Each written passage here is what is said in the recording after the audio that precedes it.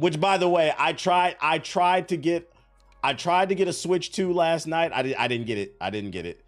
Ace somehow got 2 Switches and Siggy got 1. Ace might have got 3. I tried to. I was in the gym last night. I was on my phone trying to get it, but I didn't get it. So maybe the next batch when they drop, maybe I'll try to get it. But yeah, I didn't get a Switch 2, unfortunately. It's okay. I'm not really tripping. I'm not crying because I didn't really want to play Mario Kart that bad anyway. I wanted to play Donkey Kong. I can wait. Hopefully because I think Donkey Kong comes out late July. Hopefully by the end of July, they'll have like a second restock and maybe I can get in on that second one. But I don't need to be there day one because I wanted to play Donkey Kong anyway. Are they making a new Smash Bros? Sakurai said he's tired of it, but I don't, as long as it prints money, I think Nintendo will still make it. When? I don't know, but I think eventually it'll come. But yeah, people have been asking me, why have you not been playing Marvel Rivals Season 2? Oh, we got another one. Hold up, y'all. Every time someone donates a super chat, I'm going to Snapchat Sonic my intrusive thoughts. Shout out to CJ with the $5 super chat. He said he saw Sinners movie of the year. It's still early in the year, but I definitely think it's going to be in the conversation at the end.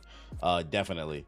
Back to Marvel Rivals. They made all these changes. They added a new hero. And I was thinking about coming back to it because I thought I liked the new challenges in the patch notes, but I keep getting videos in my YouTube algorithm of people bitching and complaining that this season is terrible because nobody wants to play healer. And at first, after I saw a video or two, I thought it was bullshit. But I kept getting, I've seen like 15 videos at this point. Everybody's saying the same thing. And I said, you know what? Where there's smoke, there's fire. So I said, you know what? I think I'm going to go ahead and protect my mental health. I'm not playing fucking Marvel Rivals until they get their shit together. I've hopped in a few streams.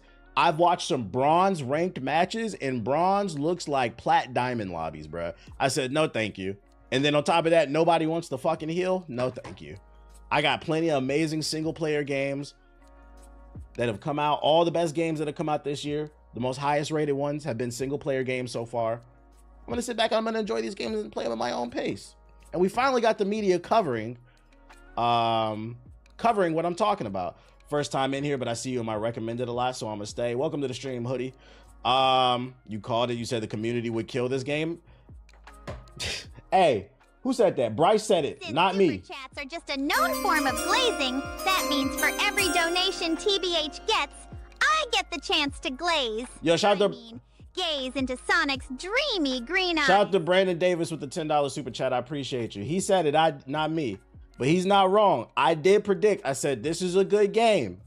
But I said what I think is gonna kill it is either one or two things. The balancing, because there's like 80,000 Marvel heroes. And it feels like they're just rushing heroes to market with all these people getting excited. There's another league that just came out with like 5 more heroes. And the more things you put into a game, the easier it is for things to become unbalanced. So that was my one concern. And then my second was the community. If the balance doesn't fuck it up, the community will because they're toxic.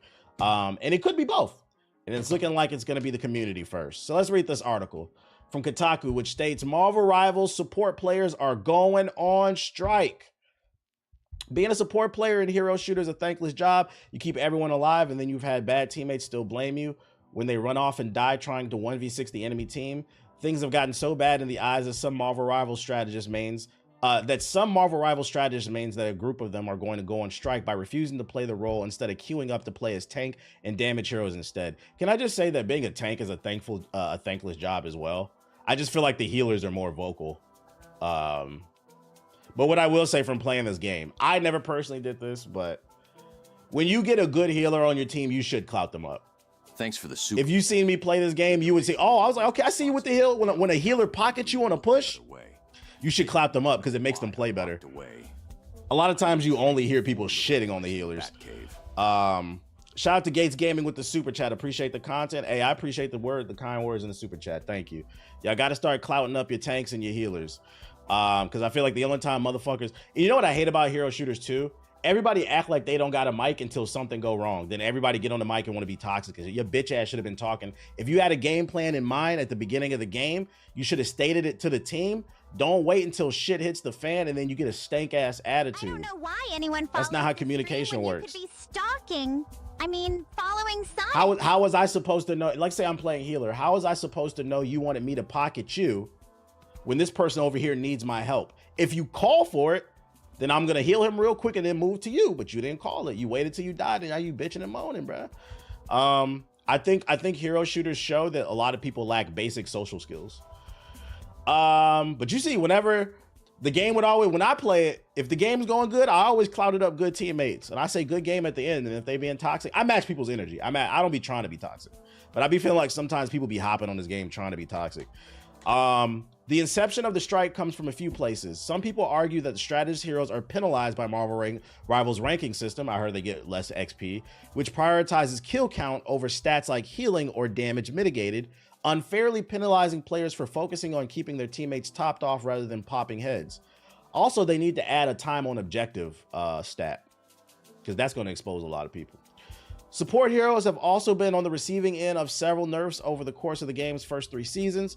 Often the only things they get are harassment and blame for their teammates, all while content creators like streamer Necros criticize support players on their platforms. Now, to be fair, the healing needed to be nerfed after season 1. That 3 healer meta was not it. A lot of y'all were getting hard carried by these not being able to die for fucking 12 seconds. That shit was annoying. But that being said, I don't think people should be dickheads for no reason. In a thread on the Marvel Rivals subreddit, user Revolutionary AD6480 wrote about the strike and why attitudes like the one Necros expressed on his stream have so many strategist players disillusioned with the game, saying that it points to a growing cultural problem within the community. We're not asking to be glorified or seen as the hardest role, because I don't think we are, they wrote. We just want basic respect. It's tiring to be called brain dead or worthless when your stats are solid and you're playing your role the way it's meant to be played. I have some thoughts on this, but I don't know if y'all like them. Should I say it? Fuck it, I say it. Here on this stream, I always predict things. I always talk about things that always come into fruition. And I always say, I've noticed a problem with the gaming community. Y'all tend to follow certain people's word like it's law. Because in this article, they're stating it's a cultural problem. I don't think it's a cultural problem for gamers as a whole. All I'm saying is, why, when certain people have a certain complexion, their word gets taken as law? Like, why are we listening to these people? Because I feel like other groups of people who play the game, they just play the fucking game. Certain people get real popular and y'all treat them like they fucking gods for sitting on their ass 14 hours a day playing a video game. And I keep arguing, are these people really that much better than you? Or do they play video games for a living? If I played Marvel Rivals for 14 hours a day, I'd be just as good as them too. The thing is, I don't want to. I get on the game to have fun. As long as I get a couple wins with the boys, cool. But I want to do other stuff. Now, me, I'm a full-time content creator, but I actually produce content. I don't just sit on my ass and yap during playing the game. I'm doing research. I'm writing scripts. It could take me 2 weeks to write a whole script for a 45-minute video. That's real work. That's real work. Some of y'all, like the dude in the chat, said he's a first responder. My man wanted, after he get done saving lives, shout out to my nigga in the chat saving lives. After he get done saving lives, he just want to hop on the game for an hour or two. You got people here who could be doctors, engineers. I say police, but we don't really fuck with police.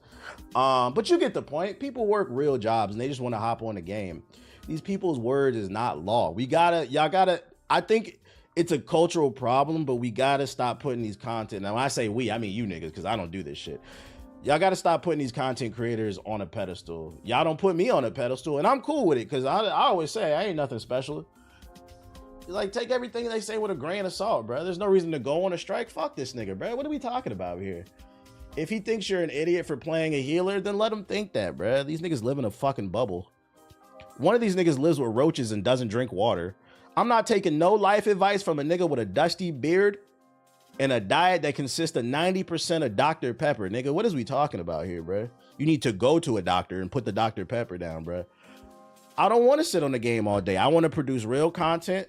I want to go to the gym. I spend time with my lady. I spend time with my dog. Spend time with the family. Like, what are we talking about here, man?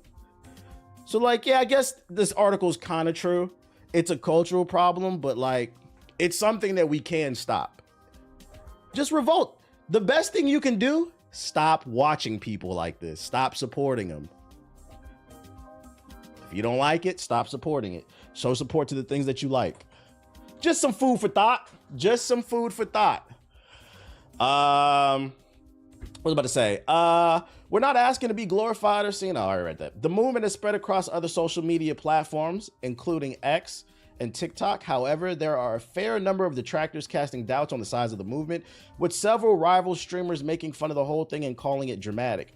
As of yet, it's unclear if the message is getting through to those in the community who need to hear it. Maybe those players will get it when they got to swap over the strategies themselves because nobody's healing. Like, you're calling it dramatic, but the game is dying. When nobody's playing it, it won't be funny anymore. You don't want to wear a wig and record people in the bathroom? Nah, I don't want to. Deadass had to stop hate watching people. No, that's real. Because you know what it is, and this is what a lack of education probably comes into play. I'm not like calling you ignorant or anybody like ignorant. Like, I think people generally just don't know how social media works, but because it's my job, I can explain it to you. When you hate watch stuff, so like you have to understand the way algorithms, I'm talking about all algorithms, Twitter, YouTube, Facebook, whatever, Instagram. The algorithm doesn't care that you are hate watching something. The only thing the algorithm cares about is that you're watching it. Because the algorithm's goal is to keep you, the consumer, on the platform. The longer you stay on the platform, the more ads they can serve you and the more money they can generate. So understand, when you hate watch these streamers, these YouTubers, and you're hitting the dislike button, you think you're doing something, you're not. When you're leaving that negative comment, you think you're doing something, you're not. That's why there's been a rise of content in terms of like the anti-woke people. Because these algorithms don't care. The only thing they care about is whether or not you stay on the platform. So yes, you got to stop hate watching shit. If you don't like something, don't watch it again, and also don't engage with the content, period. That's how you make that shit go away. Because what happens is, if we all stop watching the person like this Necros dude, right, who's just shitting on the healers, eventually the algorithm's gonna say, oh, he's not getting as many views, comments, and you're gonna start getting buried in the algorithm, and they're gonna start boosting somebody else instead. So understand that what you do matters. Yo, shout out to Sit the Owls with the sub, appreciate it. I'm big on the do not recommend this channel. Nah, real shit. Will dislike or reporting really obscene shit help? Well, disliking a like is the same thing. It doesn't do anything. The only thing the like button really is for is like feedback for the creator. But the algorithm reads the like or the dislike is the same. It's engagement. Oh, you engage with the video? Oh, this is keeping people on the platform. I'm going to serve this and then recommend it to more people. Rage bait used to be believable. That's why rage bait has become so popular over the last 5+ years, because people engage with the stuff. So that's just some word of advice I would give y'all. That's why I try to promote things that I genuinely like. But you know, when I do, I get called a going against the grain YouTuber or going against the grain streamer until someone like Necros co-signs it. Then y'all love it. But you know, that's another conversation for another day. Maybe if I needed to wear sunscreen everywhere I went, people would start taking my word more seriously. But I don't know. Just being a DEI victim. Marvel Rivals honeymoon era is over. And you know, the crazy part is, I thought it would have took sooner before the because it hasn't even been a year. It'll be a year this December. It hasn't even been a year. It's only been like 3-4 months and the honeymoon era is already over. Hit the like button, YouTube. Hit the like button. I'm not gonna say the game is dead, but I will say Marvel Rivals is in the yellow flag. It's they need to, season 3, they need to find a way to pivot. They need to find a way to pivot and bring people back in, because right now the direction they're going in, if they keep going in this direction, by December this game could be dead. But it's not right now. It's not going in. I'm not gonna call it dead. It's too soon for that. They can fix it. They can let's not forget, chat. Let's not forget. No Man's Sky made a comeback. No Man's Sky had one of the worst launches we've ever seen in a video game. And now that game is beloved by so many people. So things are fixable. That's why they're not giving up on Skull and Bones, but I think they should, because that game is ass. I kind of get what you mean. I just spent some time fighting with the Go Broke people because they're a live action anime with black characters and they're mad. It's a waste of time. They made up their fucking mind, bro. They made up their goddamn mind. No Man's Sky and Cyberpunk. Cyberpunk's a little different though. Cyberpunk was successful out of the gate, at least financially, and it had decent reviews.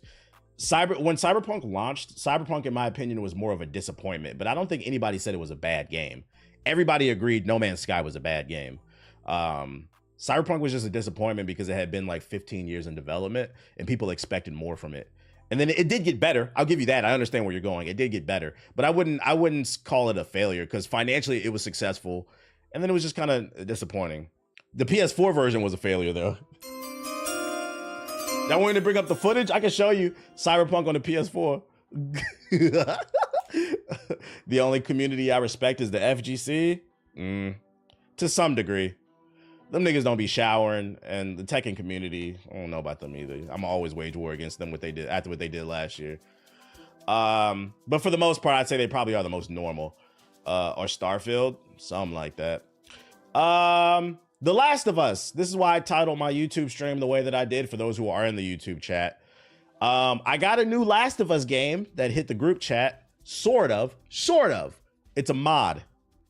So for those unaware who've only recently played The Last of Us Remastered, The Last of Us on the PS3 and the PS4 had multiplayer. They got rid of it when they brought it to the PS5. Why? Well, why work harder when you can work smarter because y'all keep buying the fucking games. But there is a group of gamers that are trying to mod the multiplayer back into the remaster of The Last of Us Part 1 on PC. And it's called Project Fedra. And I think it's going to have like story elements to it. So let's check it out.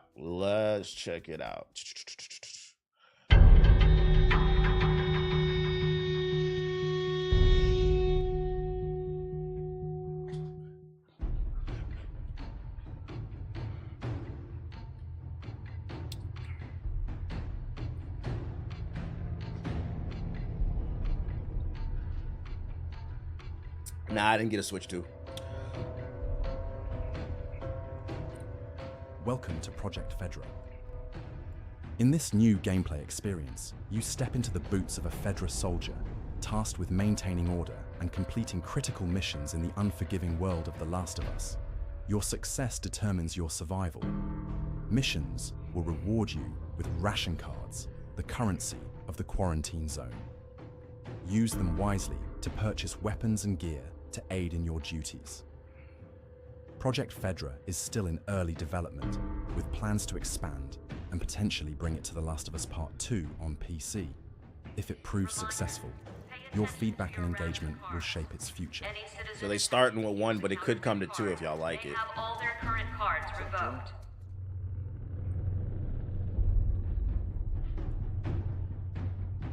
I mean, based off the text, I guess there are missions that they're creating. The lore will probably all be text-driven, though. What the question is, what kind of missions does it have? 5 key cards. Retrieve them and proceed to extraction. We're not here to waste time.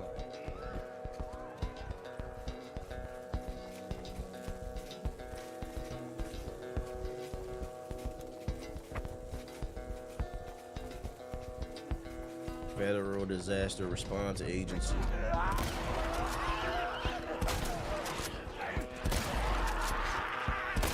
This might not be multiplayer. My fault. This might not be multiplayer. This looks like it's a PvE add-on. Unless they could do multiplayer too, but this looks like PvE.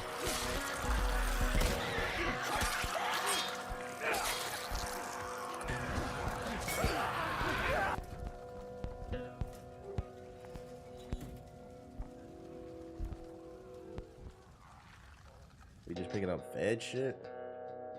Early access version is available now on Patreon. I ain't paying for that shit. Fuck.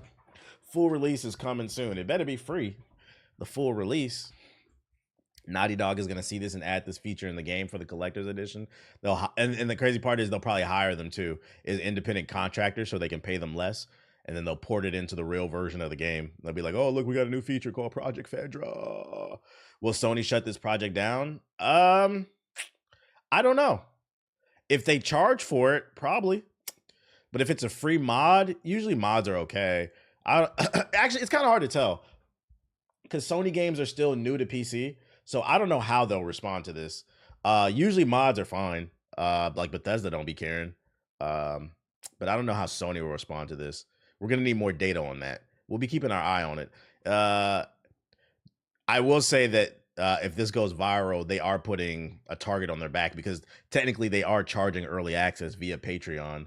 But I hope the full release is free because it could get them in trouble. They shut down the Bloodborne mod. Yeah, but Sony, does Sony own The Last of Us? No, I think Naughty Dog owns it. I think Sony just pushes The Last of Us because it's a big IP.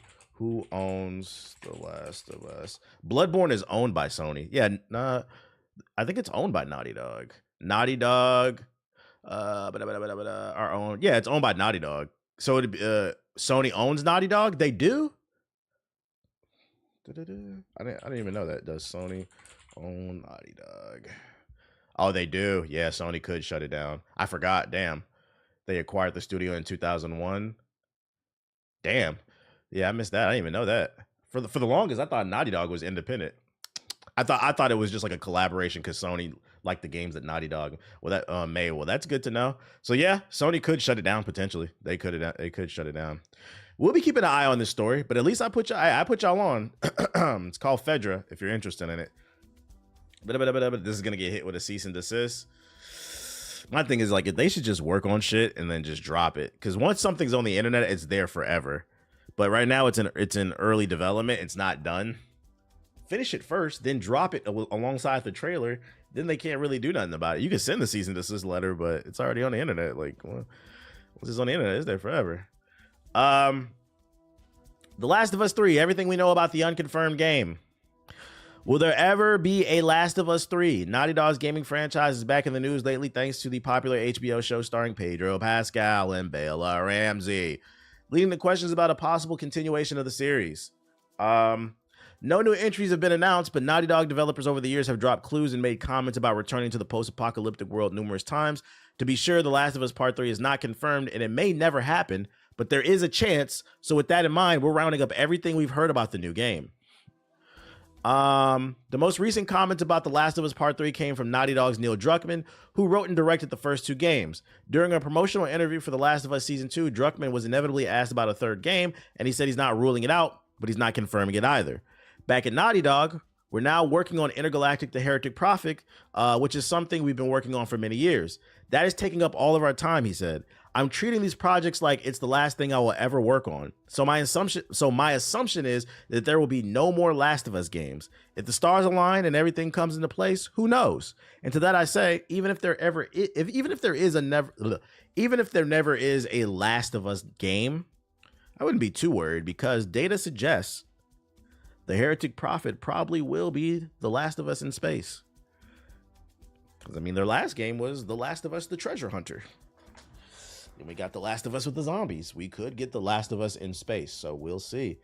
I pray that this is not another fucking third-person cover shooter. Druckmann went on to say the story in the first Last of Us was structured to have a definitive ending because he didn't know if he would make a sequel. That's why they should have left the first game alone. But the game was a big success and Druckmann came back for The Last of Us Part 2. He said Naughty Dog didn't have to make that sequel because Naughty Dog owns Sony. Owner Sony trusts the company enough to make its own decisions. But we had an idea for The Last of Us Part 2 that we felt passionate about. It was a good enough idea to spend years on. We worked on that story and felt like, okay, this story has come full circle. The definitive ending for this moment in time, he said. Let's see. And we got another interview. In early 2024, Druckmann said in the making of a documentary for The Last of Us Part 2 that he thought there would probably be one more chapter to this story. I've been thinking, is there a chapter there for The Last of Us 3 for years now? I haven't been able to find that concept, but recently that's changed. I don't have a story, but I do have the concept that is, to me, as exciting as 1 and exciting as 2, he said, as its own thing, and yet has this thorough line for all 3. So it does feel like there's probably one more chapter to this story. So basically what he's trying to say is like, sort of like Trump, he has concepts of a plan, you know? But he doesn't really have a full-blown plan, which, you know, I respect. He said, until I have like a fully fleshed out idea, I don't want to act on it because then it would be some bullshit, you know? The documentary was seemingly filmed some time ago. It's an official production made in partnership with Naughty Dog. As such, presumably it includes other information that was deemed acceptable to share publicly. I'm thankful for your super chat, but this won't be enough to fund the purchase. Shout out to Eric. BBC. Shout out to Eric with the $5 super chat. I appreciate you. He's just showing some love. He said, I appreciate you, big dog. The logic, however, could have been applied to Naughty Dog's Uncharted series, which ended nearly a decade ago with Uncharted 4, and has shown no signs of coming back anytime soon or ever. As Druckmann has said, Naughty Dog is in the inevitable position of being allowed by Sony to decide its future projects, and it could be that the studio simply wants to leave Uncharted and The Last of Us behind to make new stuff. I guess, but then you guys keep remastering it and making TV shows, so it's kind of hard to believe. Like, that feels a little disingenuous. Where was that thought process when they were making The Last of Us Part 2? They felt like it was a good story. You could argue The Last of Us was in Uncharted because one of the games had zombies. Are you saying Uncharted was the blueprint? Okay, the prototype. The Last of Us Part 2 is a fine ending point. If Naughty Dog never made a third entry in the series, Druckmann said The Last of Us Part 2 is a fine ending point. I had the last bite of the apple. The story is done. The great thing about working at Naughty Dog is that we don't have to make The Last of Us 3. We would love another Last of Us, he said, cautioning though, that if the team wants to make something else, they'll make something else instead. It's a very privileged position to be in, he said. Yeah, make Jack 4. Why is The Last of Us 2 so hated? For a few reasons. I don't think it's hated. I think it's split the community. Like, people either love it or hate it. I think that the people who hate it or dislike it, it just wasn't, first of all, it wasn't as good as the first one. Like, I don't care how much you like The Last of Us 2. It was divisive, yeah. I don't care how much you like The Last of Us 2. I think most of us would agree the first game was definitively better. So the bar was already too high. Then, for me, my biggest issue with The Last of Us 2, because I feel like some of the arguments were disingenuous. Some people just didn't like Abby for various reasons. I think my biggest issue with the second game is the pacing was off. And then the ending to the story just wasn't good, in my opinion. So it kind of felt like it watered down.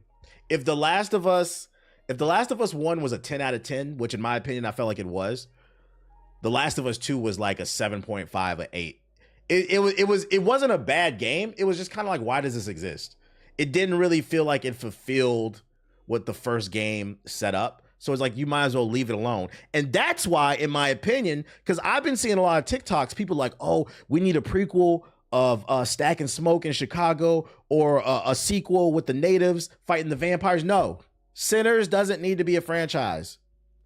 Some things just need to be a story. Sometimes a story just needs to be told and leave it the fuck alone, okay? That's what makes it great. You ride out on top. Everything doesn't need to be a franchise. I don't think this game needed to be a franchise. Gameplay also didn't evolve after 7-8 years. Nah, facts. The gameplay didn't evolve enough. The story beats weren't as good. Last of Us 2 wasn't a terrible game, to be 100% honest. It wasn't as good as the first one, and it wasn't even close. So I think, and then there's other stuff, because I feel like around the time The Last of Us 2 came out, that was back then they were calling them SJWs, but that's when the anti-woke people first started to pop up. There was some dialogue around Abby, but that's some other shit that I don't agree with. I don't give a fuck about. I'm gonna be honest, Abby had the best sections in the game. I said it. She had the best action sequences in the game. That I'm not gonna lie. The Last of Us 2 was a good game. Not as good as the first one, but it was a good game. It was a good game. But that section in the museum with the flashbacks with Joel and Ellie playing astronaut was some of the most shit I've ever played. I almost fell asleep. That's what I mean when I say the pacing was terrible. Pacing is important for storytelling. That's what makes Sinners so good. The pacing was really good. I didn't need to see her taking a back shot though. I feel that. Oh shit. I feel that. I ordered those keys too. I actually ordered 2 because I watched some videos. They say get a backup one homeless. So I ordered 2 keys. We stepping it up. It'll be here tomorrow. Could The Last of Us 2 been better had it been told from a different perspective? I'm on the standpoint that it should have just never been made. It should have just never been made. I thought the game, the second game was so weak in comparison to the first game. I feel like it kind of spoils the first game. Because if the second game didn't exist, in my opinion, the ending to the first game. Your donation will be used responsibly to pay off the Gotham PD to Yo, shout out to Too Cold Kingpin. They don't need to know why I locked with away. the super chat. I appreciate it. Trained 4 little Removing multiplayer ruined the game. They made the world and community so small by doing that. I don't know if it ruined it, but it didn't help. I'll give you that because I know a lot of people did love the multiplayer. I don't know if I agree with ruined, but it didn't help. But by making the second game, it watered down the ending to the first game. I'm always of the stance of, I think the ending in the first game is one of the best endings I've seen in a video game. It was so human. It was so realistic. It was a very selfish thing. We know what happens then, but you have to put yourself in the mind frame of when that game first came out. I spend a lot of time writing. So like, unfortunately, a lot of times, and if you read a lot of stories too, after a while, you'll start to pick up on different writing styles. And a story that's just kind of average, you'll be able to predict the ending. To me, a lot of times when that's a good indicator. When I can't predict where something is going, I was like, oh shit, I love a good surprise. I hate being able to pick up on foreshadowing, basically. I couldn't have predicted that ending for The Last of Us 1. And that's what made it so damn good. I was like, I was not expecting that. That was different. I'm cool. But because they made the second game, now the ending in the first game don't hit. It don't really hit the same. So I'm of the stance, I just don't think it should have existed. I think the ending was so controversial, they think they wanted to capitalize on it, maybe. It could be, I don't know. They should have done a completely different story with other characters outside of Joel and Ellie. They could have did that. They could have did like a Firefly story or something like that.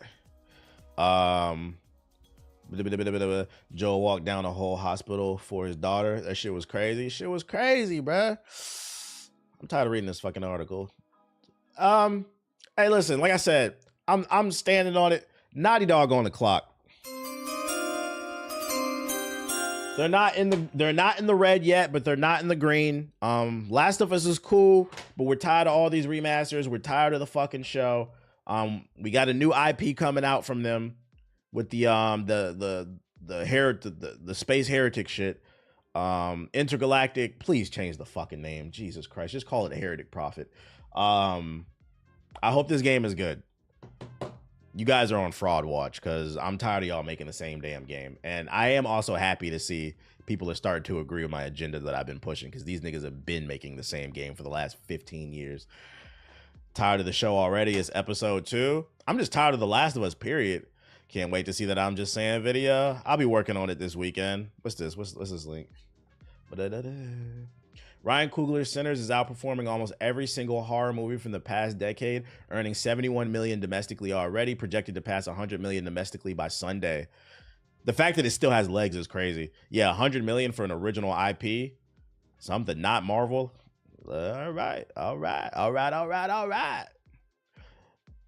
Hopefully this brings more original movies out. Shout out to Ryan Coogler.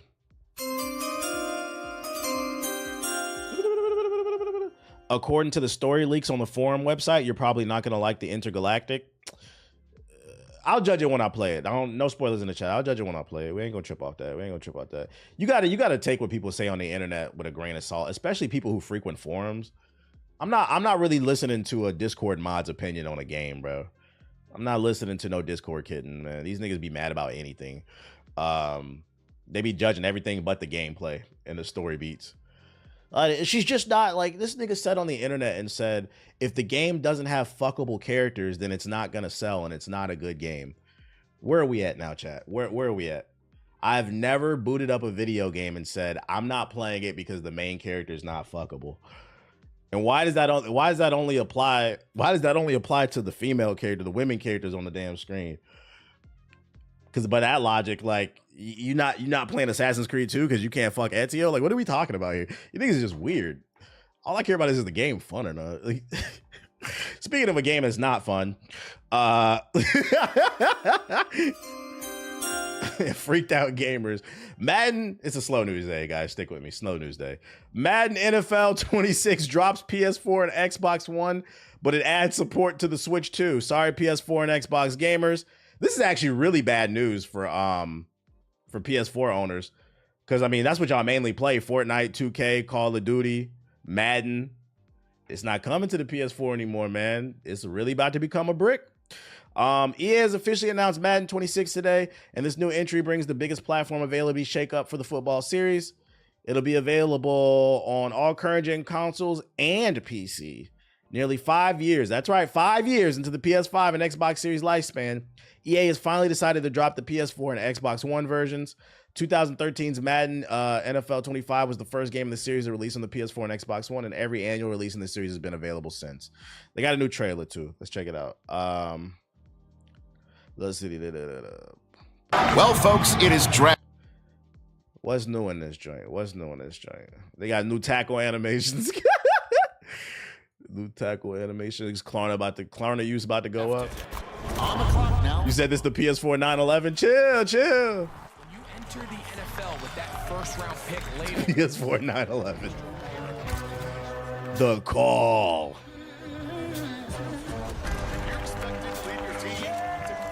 There's no gameplay in this shit. For real? Yeah, there's no gameplay. I'm looking through it. Ain't that old boy from TikTok? That's the dude that do the skits. He do the skits where niggas be wanting attention and shit. Nah, he's funny. He's funny. Shout out to him. I see you getting a job. I see you. Hello? JD, it's Coach DQ with the Commanders. You ready for this? Been ready. Shout out to DC. His brother was in the NBA. Building for this your whole life. Doing this for your whole life. Let's go. But the work's Just starting. You know that. Yes, sir. All right, bro. If there's no fucking gameplay, I'm sorry I even showed this shit. They made a 2-minute trailer of a nigga sitting on the phone. Like, this is crazy. What? Never tapped. I guess they can do whatever they want for their trailers because they know mad niggas gonna buy it anyway. Somebody's watching this like, oh shit, this nigga iced out on the fucking. He's iced out. I need Thinking they that. don't just hand out those trophies to anyone, huh? Oh shit. No, sir. Come on. Yes. Anyone. Just sit with that a minute, man. How important this is. You said, yeah, I'm niggas. Yeah, I seen the Jordan Peele trailer. That shit look lit. I guess. Well, at least you guys know. So don't act like I didn't warn y'all, because I mean, this is what this stream is all about, sharing information. The new Madden is not coming to PS4 and Xbox One. I don't want to hear it. If you want a PS4 similar experience while playing Madden, get a Switch 2, although they're sold out. So if you want that PS4 experience, the closest thing is going to be the Switch 2. Yo, shout out to DC, the art with the sub. Appreciate it. Expedition 33 is like that. I believe you, but I'm not starting no new games. We got college football news too. EA Sports has confirmed. Oh, let me turn this shit on. College Football 26's release date will be July 10th, 2025. The confirmation came as part of the MVP bundle announcement for this year's game alongside Madden 26. In addition to the general release date, it was confirmed that those who get the MV. There's only one ideology I resubscribe Shout out to Mac. Sonic's BBC. Shout out to Mac with the sub. It was confirmed that those who get the MVP bundle or the standalone deluxe edition of the game will get 3 days early access. Woo. Not much else has been revealed about this game just yet. Even the game's current description remains vague before a full feature reveal. Bring glory home in EA Sports College Football 26 and experience the world of college football, the description reads. I think the way they keep this interesting is they got to add like story elements, add a real story mode to this mode. Like I want to play a story where you got to fight off snow bunnies and shit like that. Like you can choose your agent to be the typical, white male, or you can choose Dr. Umar as your agent. And if you choose Dr. Umar as your agent, the black community will love you because then you'll be forced to play at a HBCU. You won't make as much money, but you'll also unlock bonus missions where snow bunnies will come on campus and try to trap you, like Shannon Sharp. Well, he didn't get trapped. He did some other shit. But you get the point. They trying to get you freaked out, and you're going to have to resist them. You're going to have to do QTEs, training drills, to try to fight the snow bunnies off, and they're gonna be powerful. They're gonna have snow bunny mind control. The final boss is gonna be the HBCU homecoming game. You already tired. Your grades are slipping, and you need to focus on the game, because even if your grades are slipping, you know they're gonna let you pass as long as you win. And right the night before the game, you're visited by the final Snow Bunny boss, Emma Frost. Emma Frost comes. She hits her diamond form. Now you hard. Then she fucking uses the psychic abilities that she has to try to get you to do something freaky, and you have to resist it. If you do, you'll end up going to the NFL. A black hero. Subscribe. I'm just putting shit out there, man. I'm just putting shit out there. Putting shit out there. You said the Snow Bunny mind control. I'm just trying to put y'all on. Shannon Sharp too old to be getting trapped. Well, Shannon Sharp didn't get trapped. If you read what happened, because it's all alleged at this point. But if what happened, that ain't got nothing to do with trapped. And also, we recently found out apparently he's had like several accusations about him being forceful. That must have been before social media. So Shannon Sharp ain't looking like too good of a person. We might be having to get him the fuck up out of here.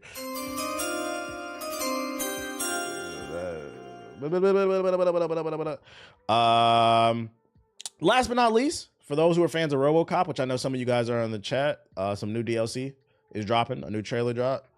Yeah, he put himself there.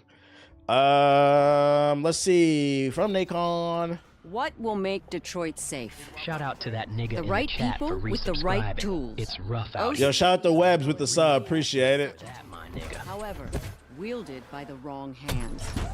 Breaking news. An attack on a Metro West precinct has occurred. Hypothetically, it's possible to make a machine that would take control of all the OCP devices. That follow button. Does that building you call Omni Tower possess such capabilities? All squads, code red. RoboCop is here. Backup is needed in the main lobby. My favorite thing about RoboCop that I feel like a lot of people don't talk about enough, for those who've never seen the movie, it takes place in a futuristic version of Detroit.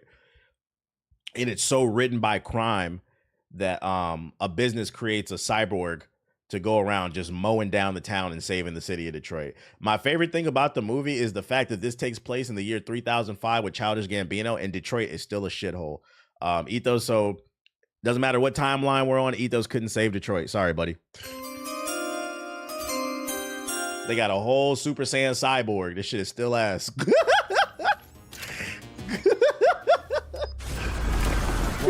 The OCP hijacker. You'll find out sooner than you expect. Can I reach the mercenary leader without running into civilians? I am the only one who can guide you. What do you think Ohio's RoboCop would look like? Ohio would never have a RoboCop because, first of all, in order to have a police academy, you would need some type of structure. Ohio doesn't have structure. We've been to Khalid. We've seen what you have. Big ass 12-foot crows, 100-foot devil dogs, caves with fire lizards and moon veils. That's what you have in Khalid. You don't have that. You don't even have grass over there, and the sky red too. Through it. And my name's Miranda, by the way. This is the day we've been waiting for. We're ready.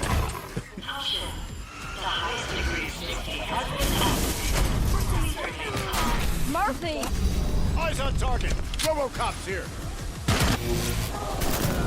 Who are you? Don't you remember me?